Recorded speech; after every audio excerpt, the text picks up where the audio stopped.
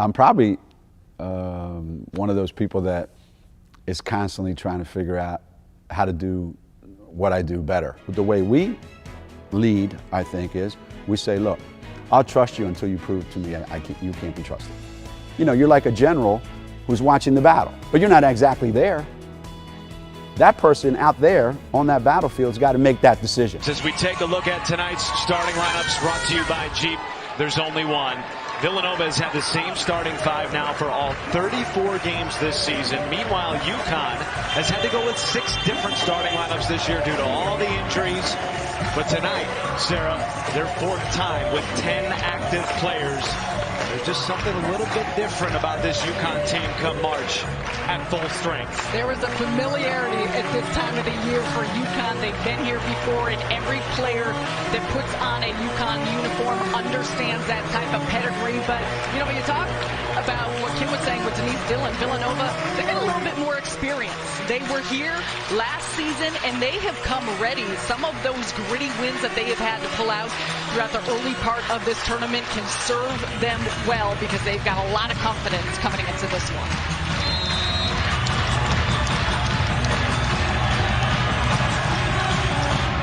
And here we go. The 2023 Big East Women's Basketball Tournament title game is underway.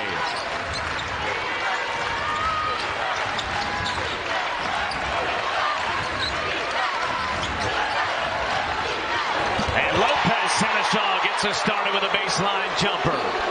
Calmness. Lou Lopez Seneschal has been a model of consistency for this Huskies team, and you see it right there out of the gates. First play for her. 14 points in both of the opening round games for UConn, and Dowsey goes right back with the response. Excellent slip, beautiful bounce pass by Olsen, and that's going to be something, negotiating those type of ball screens for UConn. Villanova will continue to cut and move hard. Inside to Griffin. And the rebound, Maddie Siegrist, the back-to-back Big East Player of the Year. Lucy Olsen runs the point for Villanova.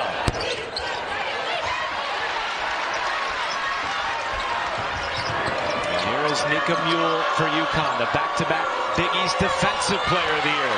Had it picked off by Olsen.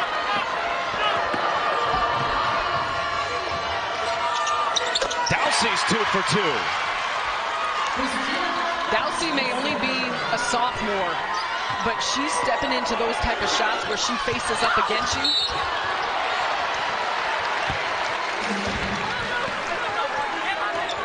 Well, so many coaches have told us UConn is just different in March. So we asked Geno, why is this team different? And he said, guys, I don't know exactly what it is, but our team thrives on where our confidence level is when the calendar turns to March. And Denise Dillon echoed those sentiments, saying UConn in March is a different program. 27 conference tournament titles. That'll give you a little bit of confidence. How about 14 straight trips to the Final Four? Denise Dillon, as Kim mentioned, said to her team after shoot-around, get comfortable being uncomfortable tonight. And she also told us the key is those effort areas. 50-50 balls, rebounds, and defensive intensity. Take away some of those easy baskets for UConn. Keep them off the free throw line. Second chance opportunities, points off turnovers. Those are integral when you're trying to beat a Husky team. Siegrist. And the rebound, Dowsey. Shot clock did not reset. Mullen a 3. Dowsey again. A lot of looks on that possession.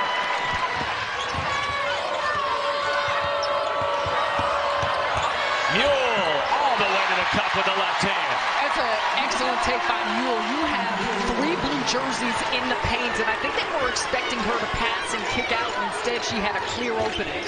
Coming off her second double-double of the season, at 10 points, 11 assists in the win against Marquette in the semifinal. Olsen with a step back.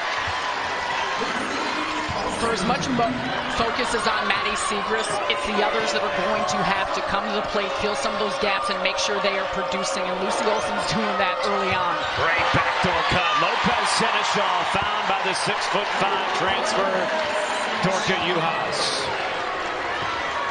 You think about Dorka, you think about her points, the rebounding. She's averaging over 3 assists per game this season.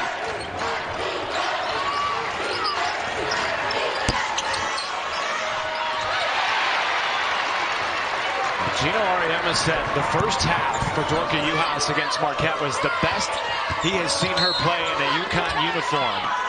She had 9 points and 9 rebounds and finished with a double-double. That foul against Villanova. And we've talked a lot about the resiliency of this UConn group with different lineups in different combinations because of injuries, because of individuals being in and out. And that affects you. And Dorka Juhas was one of those players missing some time for a variety of reasons, hampered by an ankle injury early. And Lopez Seneschal draws a foul. UConn was plus 22 on the glass in their second meeting back in February. It was a highly touted matchup, and UConn got it done with 6 players, beating a top 15 Villanova side. I'll tell you what, I called that game, and it was exhilarating. Olsen pushing, rejected out of bounds by Griffin. Lucy Olsen is on the attack, tries to split the defender, big time block by Aubrey Griffin. X factor for this Huskies group, not only in how she can score and her versatility, but the defender that she is on this side of the floor. Shot clock did not reset. 15 on the timer. Burke. Dowsey, another offensive rebound. And it's sent back by Juhas. But still keeping possession is important. Olsen drew contact and the call comes in. When you're playing a championship game, it's going to get chippy, it's going to get physical. You need to be ready for that, but in particular when you play UConn, they will come at you, and that's not just on the inside in the post, it's the perimeter, the way they pressure the basketball, getting in passing lanes. And it's something that Villanova will not only need to withstand, but also match. Griffin had it poked away, stayed with it, but traveled. Quick help by Maddie Burke coming over in the post. You see Lucy Olsen trying to do her best. Travel call off that play. We've been seeing a lot of doubling and a second coming over by Villanova when UConn gets it on the inside. And an offensive foul against Villanova, the team's 4th foul of the quarter. Here is the most improved player in the Big East, Aaliyah Edwards. Gives it up to Juhas for 3. Honestly, it's remarkable considering UConn only has a 4-point lead and Villanova has struggled so much offensively. No points yet for Segris, and she changes that out of the timeout. Lopez Seneschal had it jarred loose. Runyon on the floor. Olsen to Dowsey, who has 6 early points for the Wildcats. Deep post touch, and Edwards goes right into the chest. Burke a 3.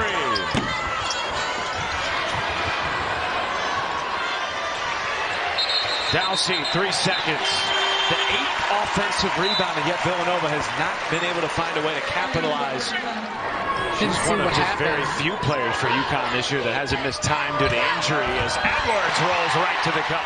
Do not get in her way.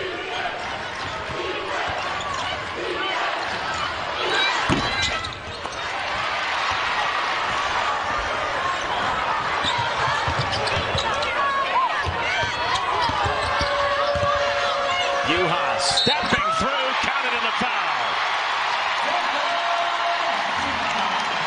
So we could talk a lot about all the players in this lineup for UConn, but Dorka Juhas is one of the most unique in her skill set she brings to the table. We've already seen her knock down a 3-point shot, and look at her there, her poise at the end of the catch in traffic. She's able to use her steps, the length, to be able to create space, finish at the rim, get an and-one shot, a challenge for any opponent. But when you look across the lineup, it's not only about being able to post, it's the different areas on the floor they can come at you with multiple players. Juhas at 6'5", the tallest player on the floor tonight for Villanova, 6'2". Segris. And another offensive rebound from Olbreeze that time. Olsen, final finally pays one off. The first 2 second chance points of the night for Villanova.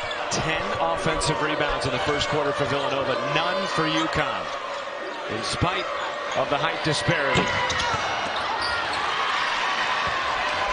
AZ Thud's third game back, returning from after re-injuring that knee. I know the accuracy is not something we've seen out of her like we're accustomed to, but it looks good. She's got to continue taking those shots.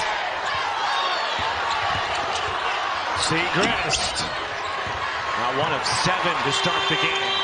And that ends the first quarter. It was physical. And in spite of the shooting woes, just 24% for Villanova. They are within 2 possessions. Segrist off the bounce. And off the back iron. And add in big, quick, athletic, physical, smart bodies. There's multiple players like that on the UConn defensive side. Segrist had 20 points in the first half last night against Creighton. She's 1 for 8 to start the game tonight. As Ducharme puts in a deep 2.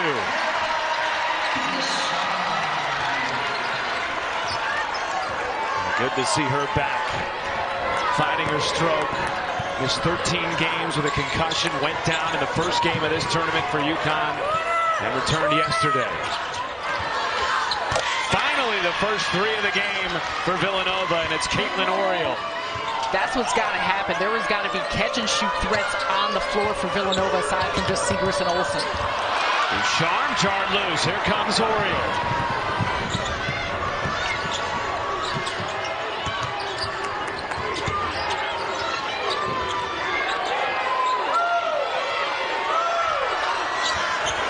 Segrist a deep 3. Back-to-back triples for the Wildcat. Rejected by Dowsey. Give it back to the Cats. How can you still get those blocks, move your feet, but keep it clean? Excellent job on that positioning. Segrist over the double team. How about the hook shot? Matt, throughout the entirety of the season, she's seen double teams, she's seen triple teams. Edwards just too easy off the bump. And Edwards has 6 points.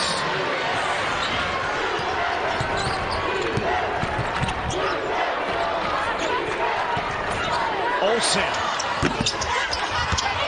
And the rebound, Edwards.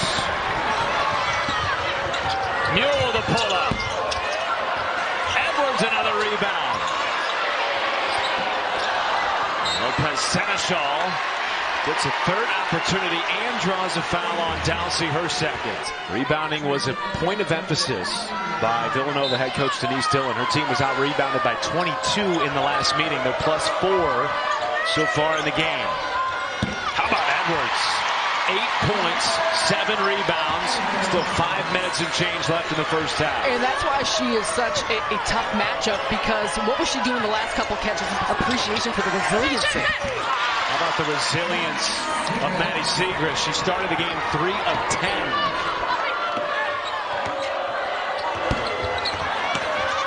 Their 2 losses, though, to this UConn team by single digits. And it's all about settling in. We're seeing Segrist settle in, but also the rest of the teammates. There's a good tempo to how they're playing. Olsen, backdoor, Segrist too heavy. And that's a beautiful play, because Aubrey Griffin was face guarding Segrist, didn't even see the pass coming. Good post feed inside to Juhas. What positioning by the second-year transfer from Ohio State. Spinning. And the rebound, Lopez Seneschal.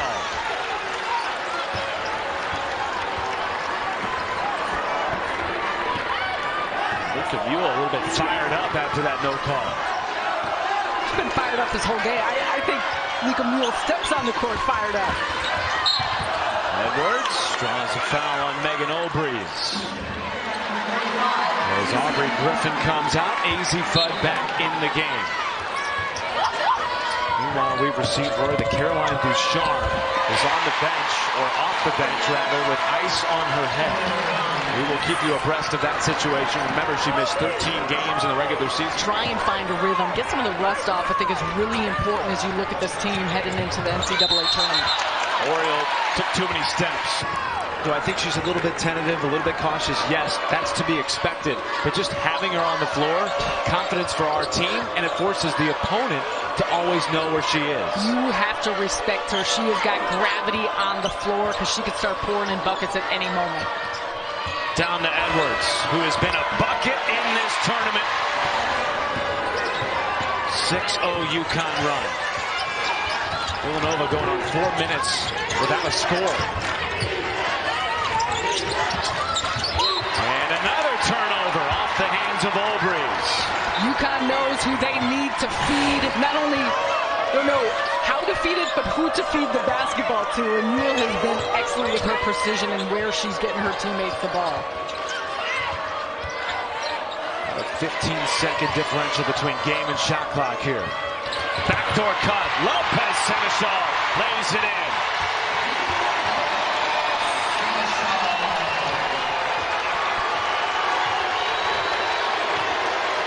Final 15 seconds of the half.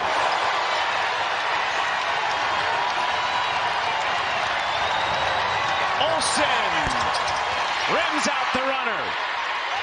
Rebound UHas. And a whistle before the buzzer. And if it's a foul, UConn will get free throws. Officials are going to check the monitor here.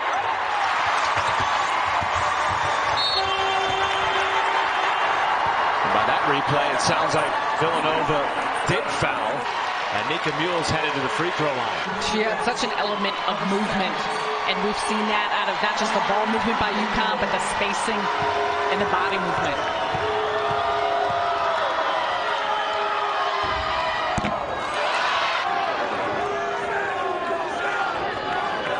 Mule, a 75% free throw shooter.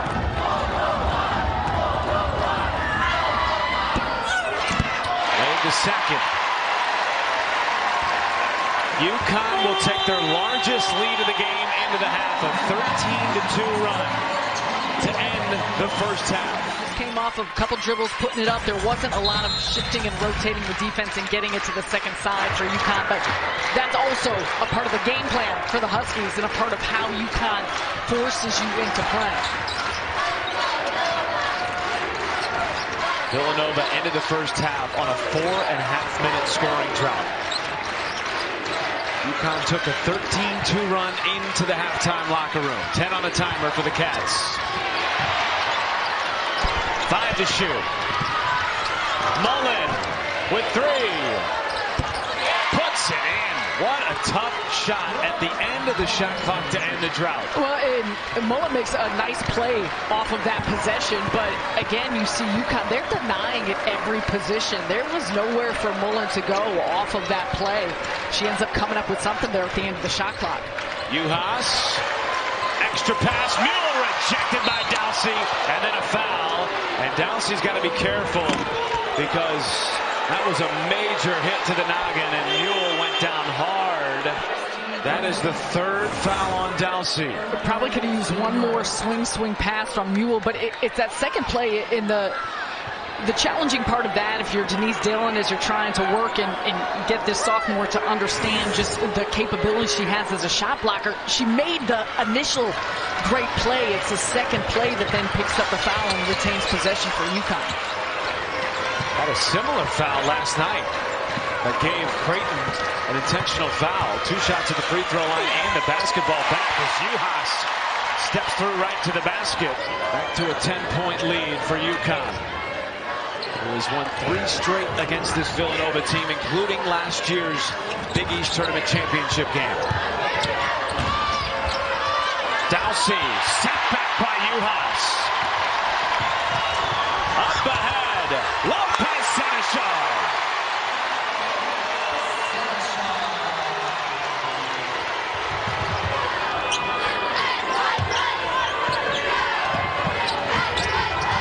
Olsen over UHas and draws a foul. 2 shots coming.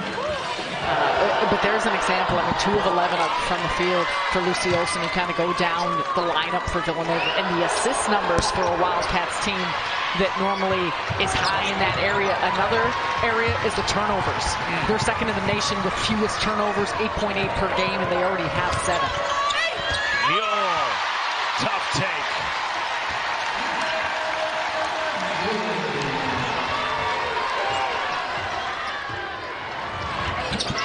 Maddie Siegrist on the board in the second half. She had 9 on 4 of 13 in the first half, and the nation's leading scorer now in double figures. She get hot in this final half. UConn off the shuffle from Fudd. There's an example, Matt, of what you talked about in the first half. Olsen.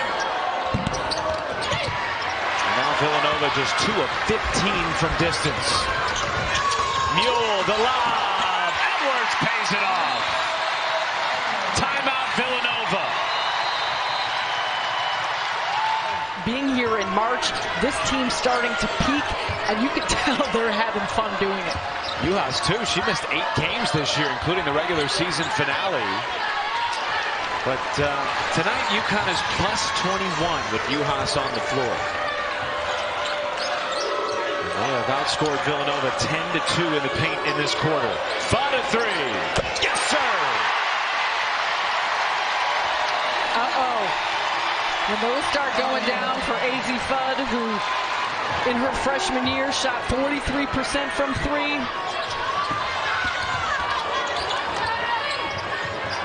Picked off by Fudd. And then scooped back up by Maddie Burke. She's got to go quickly here. 5 on the timer for Villanova. Poked away by Fudd, and this time she comes away with it. UConn, the kick out, and a fresh 20.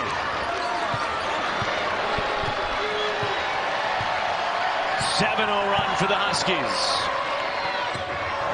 Edwards.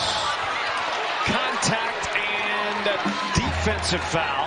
Toll it takes on you when you are playing shorthanded a lot, when you are dealing with injuries and different players in and out of the lineup. So a lot of credit. 4 times this season they've had 7 available and ultimately picked up their 10th consecutive conference regular season crown, and now they're looking for 3 straight Big East tournament crowns since returning from the American Conference.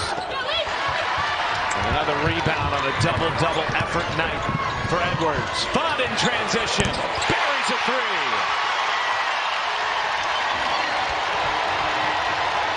Big smile on her face, and that's what you love to see, starting to get some of that comfort level back. Olsen trying to wiggle free.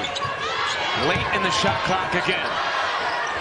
Skip pass. Oriole sent out of bounds by Ducharme.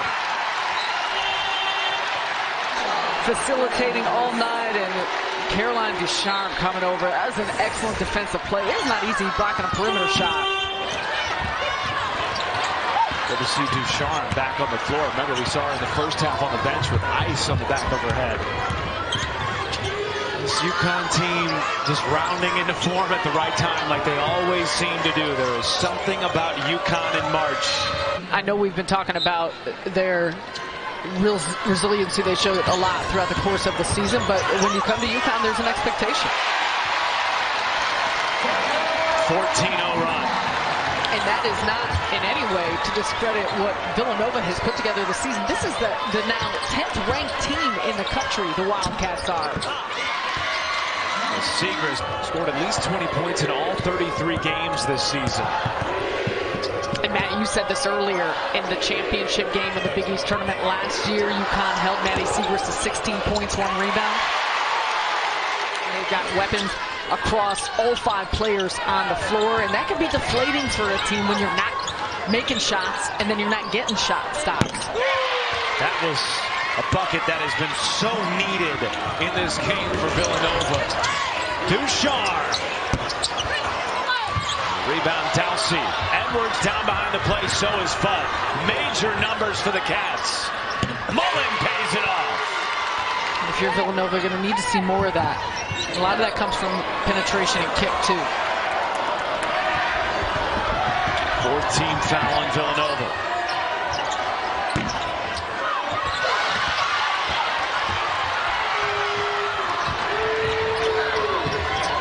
Fudd. Give her 3 from downtown.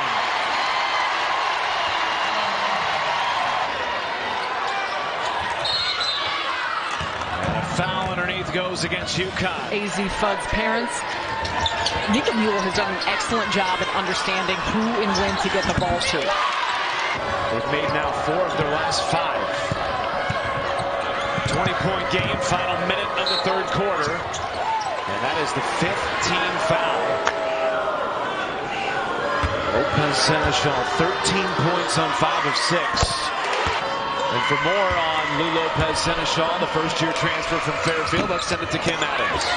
Yeah, Matt. Lou Lopez Seneschal played 4 years at Fairfield. She was in the transfer portal and got an email out of the blue from assistant coach Morgan Valley. She couldn't believe that UConn was reaching out to her. A couple more calls ensued, Zooms with her parents in France, and sure enough, she has ended up UConn. She was not expecting this type of role, but due to all of the injuries, it's something she's embraced and stepped into, and it was something she was comfortable doing in her role at Fairfield. Great stuff, Kim. She was the Conference Player of the Year last year in her final season at Fairfield. Knew on senior night she'd be going somewhere else, just didn't know where it would be, and now she ends up on a team that is top 10 in the country.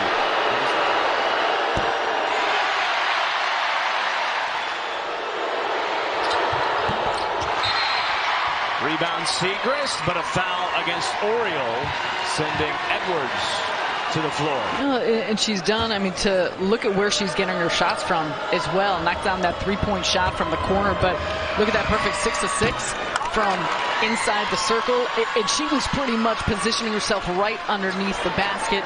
Saw the same thing from Dorka Juhas doing that. To have both of those players complement one another, how they can pass, you can run the offense through them, they can put it on the deck, also stretch you out from 3. And then their ability with their footwork and their skill set to play with their back to the basket. Woo-wee. Matt. Geno told us their team's success in March would be largely hinging on the performance of those two, Juhas and Edwards. Final 5 seconds of the quarter. Olsen with 3. Olsen with 2. And off the front of the rim. UConn on 56% shooting takes a 61-39 lead into the final frame. You saw it on that last graphic. The best assisters in program history. Nika Mueller, part of a who's who of UConn guards, dating back many, many years under the legendary head coach Geno Auriemma. Start of the fourth quarter. And Maddie Segrist has had challenging matchups all night long. UConn has swarmed her. That's another example when we're talking of Aaliyah Edwards, her ability to stay down, understanding the spacing she needs.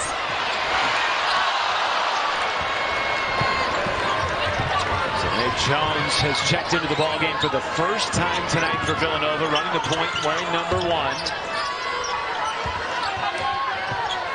Oriole, Runyon, Dowsey, and Segrist also on the floor. Dowsey draws contact on Fudd, and that is the 3rd. Shows you twofold just how dominant UConn both is and continues to become as they get more complete, as they get healthier. For Villanova, though, I mean, there's also circumstances, too, that you learn and you grow. Second longest streak in Division I in the last 20 years, behind only Kelsey Plum. That's pretty good company for Maddie Segrist. Offensive foul. Maddie Segrist, 33 in a row. She is certainly worthy of National Player of the Year conversation. Of course, Caitlin Clark is in that discussion. I think, though, the extremely impressive part about those numbers is that when you look at Maddie Segrist's talent across the country that fit into the style and the way that they want to play, and see Chris Daly and just the impact that she has made, their season is still far from complete. You start to taste and get a little more motivated at this point of the season, considering what they've endured. I mean, think about February, 10 straight games decided by 10 points or less. Yeah. Well, he said in February, not so much. That was the stretch where UConn had lost 3 games, something pretty unlike their program. So he really challenged them to be better in March. action. He said the best teams will go as far as the bigs take you, and he said Dorka and Aaliyah have to be that for us. He also pointed out now with AZ back, that changes how teams can guard Dorka and Aaliyah. They can't double team them as much, so it opens up more for them on the inside, guys. That's great stuff, Kim. 5 seconds on the timer here for Fudd. Fudd with a hand in her face. Reacclimating herself to game action and just with this group. This group has played together for a long stretch of time, but you see the high level of talent, obviously, that she possesses and how the game changes when she's able to play the way that we have seen her throughout the course of her career. Wow, that shot from Bolin. Banking in a running deep two. Edwards comes right back the other way. Swatted. Followed to miss.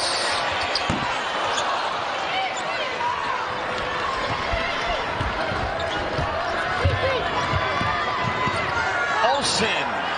That's a three. Maddie Siegrist back on the floor for Villanova with 4 fouls and 15 points. Her streak of 33 consecutive 20-point performances in jeopardy with 4 minutes left in the ballgame.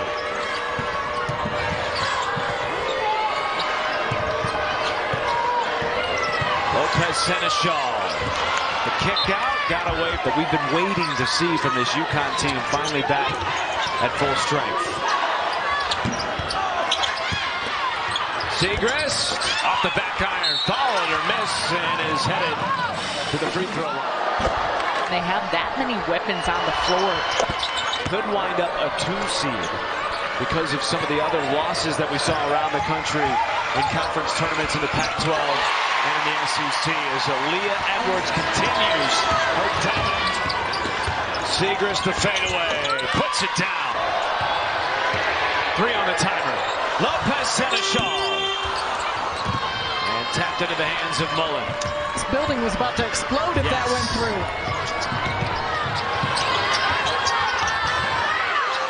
Jones to Siegrist. And there it is. And 1. And the 20-point streak continues. Still gets it to go, picks up the foul. You see the fist pump.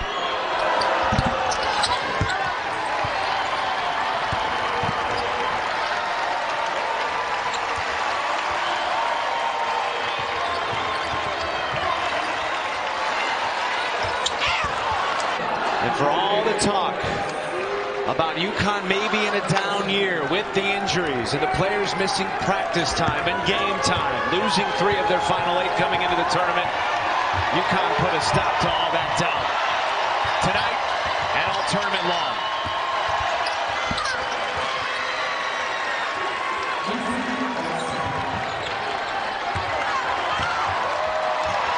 UConn has done it again. The three-peat complete since returning